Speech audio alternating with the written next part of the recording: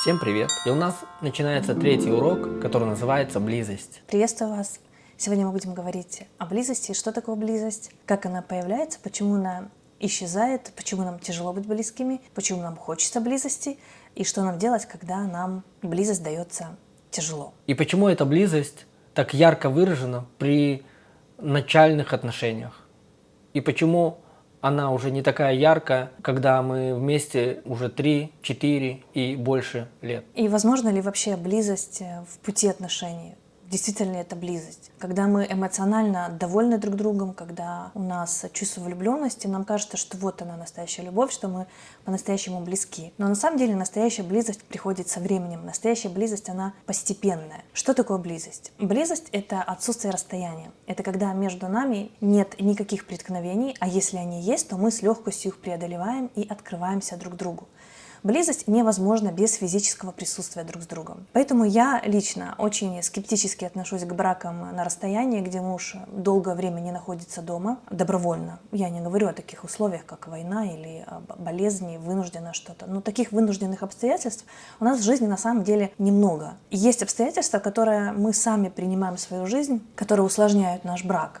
Это может быть работа, это то, что можно поменять. Но многие люди по каким-то причинам не исключают из своей жизни обстоятельства, которые ведут к разрыву близости, к отсутствию близости. Близость — это когда мы не боимся сталкиваться с истинными чувствами друг друга. Эти чувства могут быть положительными, которые нам подходят и приносят нам комфорт. А они могут быть отрицательными, негативными. Злость, гнев, слабость, могут быть какие-то депрессивные состояния. Весь спектр негативных эмоций, и два близких человека, они способны переносить присутствие друг друга и способны принимать все состояния друг друга. И на самом деле близость придумал Бог. Бог автор близости. Если мы посмотрим на времена Ветхого Завета, когда были законнические отношения, око за око, зуб за зуб, Бог и тогда призывает людей пребывать в нем, искать близости, искать его. Приблизьтесь ко мне, придите ко мне. И Господь научил нас быть близкими друг с другом. И что отношения внутри завета, как мы называем свой брак заветом, заветные отношения, они возможны только тогда, когда у нас есть близкие отношения. Быть участником полноценным завета и дойти до конца, или в завете с Богом, или в завете друг с другом, возможно только тогда, когда у нас есть близкие полноценные отношения друг с другом. Но что произошло? Почему нам иногда так сложно быть близко друг к другу? Почему нам тяжело искать близости? На это есть причины. И одна из причин, которая мешает нам быть близко друг к другу, это тяжелые жизненные обстоятельства. У нас есть разные обстоятельства, это кризисы, которые мы проходим в семейной жизни. Их может быть очень много, они бывают разные, и все они могут влиять очень сильно на наши отношения друг с другом, на близость, которая есть между нами. Они могут быть камнем преткновения. Это может быть кризисы какие-то связанные с обычным течением жизни, там, рождение детей, какие-то взросления детей. Может быть какие-то обстоятельства, которые не зависят от нас, болезни, финансовые проблемы. Разного рода потрясения, которые случаются с нами. И наши отношения как мужа и жены, они очень остро реагируют на такие кризисы, на такие перемены. Вот, мы сами взрослеем, сами проходим какие-то сложные моменты лично внутри себя, и это тоже сказывается на нашей близости. Но близость на то она и близость, что у нас за время благополучия у нас накапливается какой-то ресурс, который позволяет нам переживать эти кризисы. И поэтому одна семья в моменты кризиса, она становится еще ближе, она идет и развивается дальше, она поддержка друг для друга.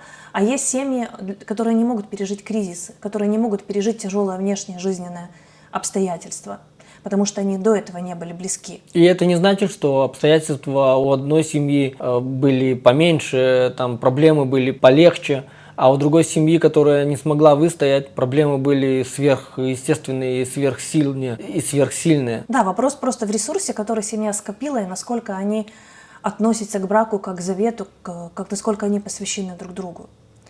Есть еще несколько причин, почему мы не можем сохранять близость.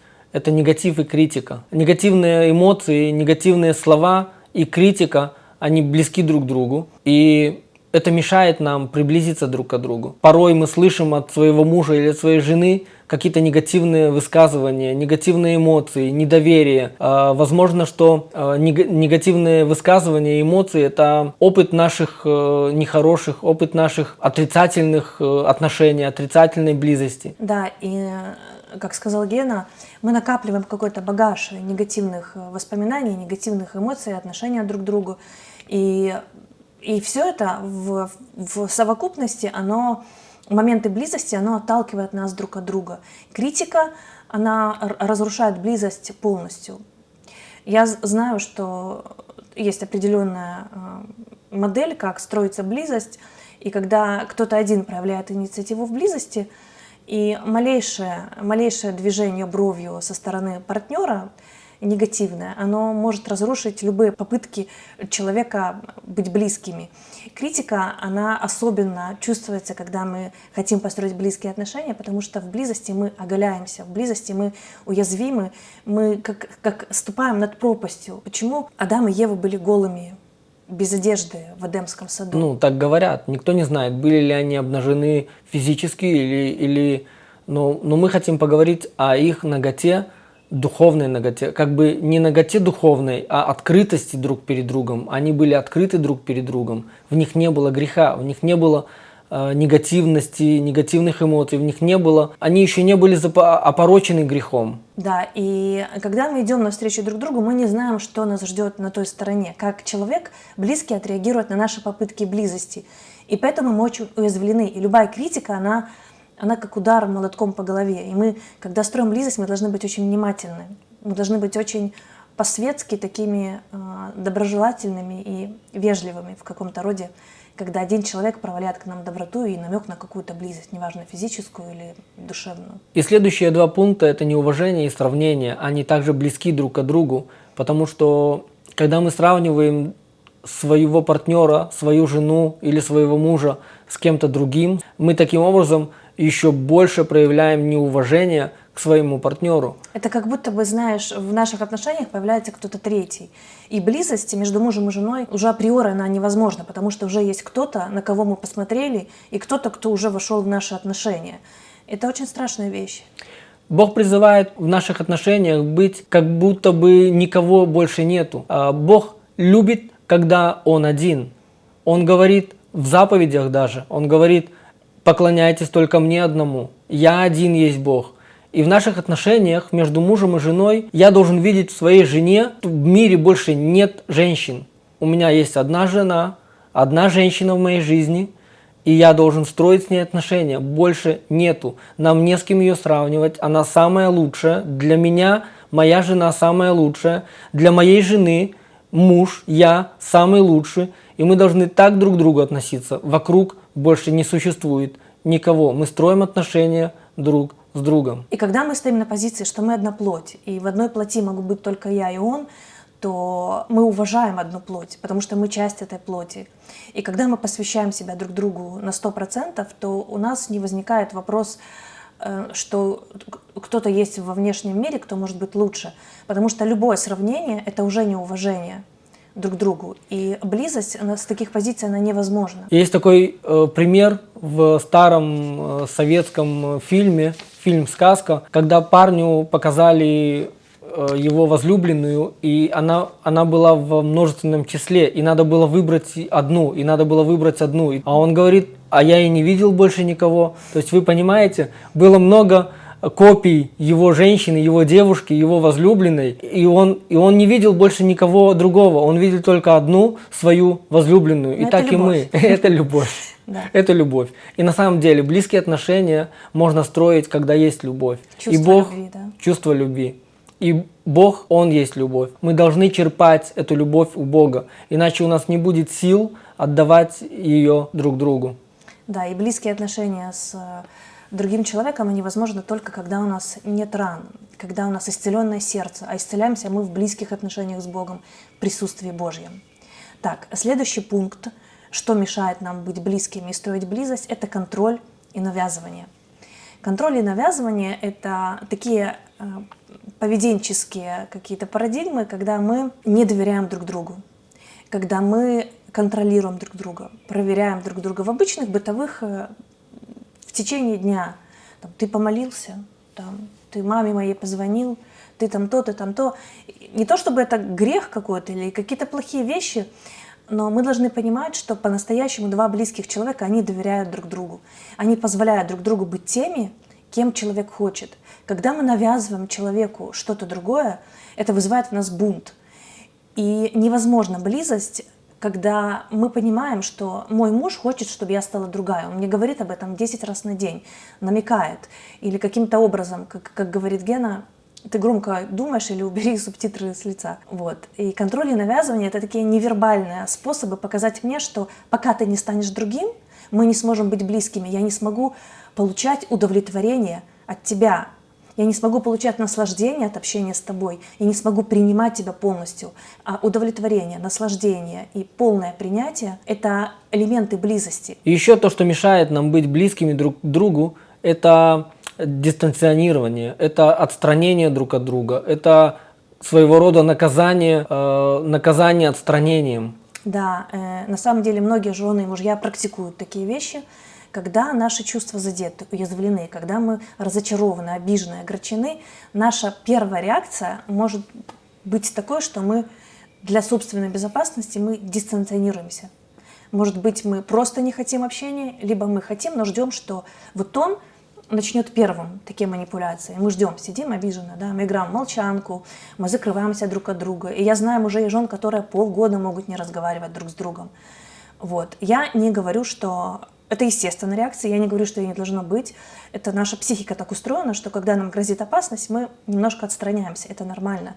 Но исцеленное сердце, наполненное любовью и Богом, оно не будет уходить от общения, оно не будет играть в молчанку, оно не будет закрываться, оно не будет создавать какие-то препятствия для общения.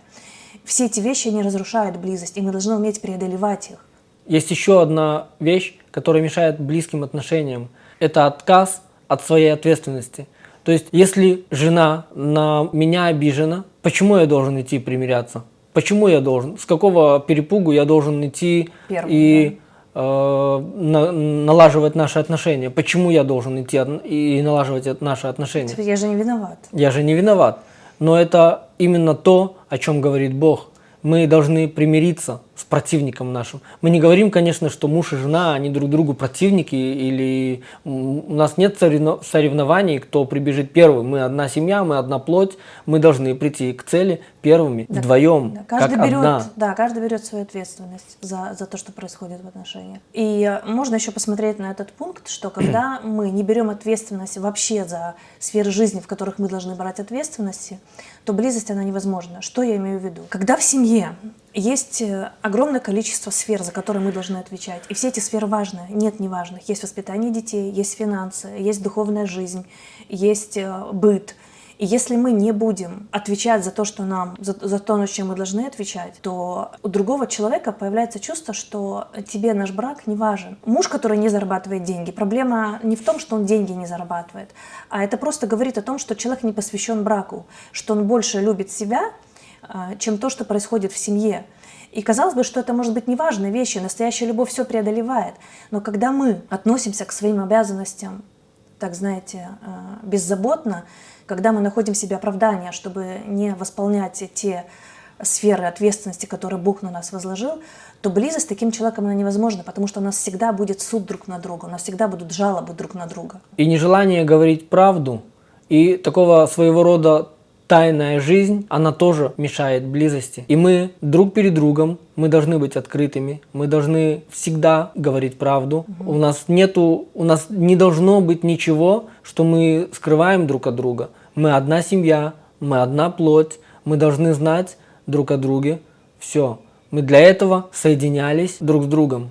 Да, это, кстати, очень спорный вопрос в современных браках, потому что, мода, наверное, какая-то, я не знаю, когда жена считает нужным не посвящать мужа в какие-то моменты своей жизни, я не говорю там элементарные какие-то вещи, там, неважные для брака, но таких вещей на самом деле очень мало, и я думаю, что чем больше бытовых вещей мы друг о друге знаем, тем больше у нас вырабатывается навык рассказывать обо всем остальном. Чем больше мы друг о друге знаем, как Марина сказала, в бытовых вещах, тем легче нам строить близкие отношения, тем легче нам быть друг к другу ближе. Мы узнаем, таким образом мы узнаем друг о друге. Да, мы узнаем характер друг друга, так же, как мы узнаем характер Бога, когда мы находимся в общении с Ним. Вот, это были все пункты для вашего размышления, что нам мешает близости, для вашего такого рассуждения, как преодолеть эти пункты. Мы будем к ним периодически возвращаться на протяжении следующих дней, будем давать практические советы для вас. А на сегодня все. Да, на сегодня мы с вами прощаемся. До встречи завтра.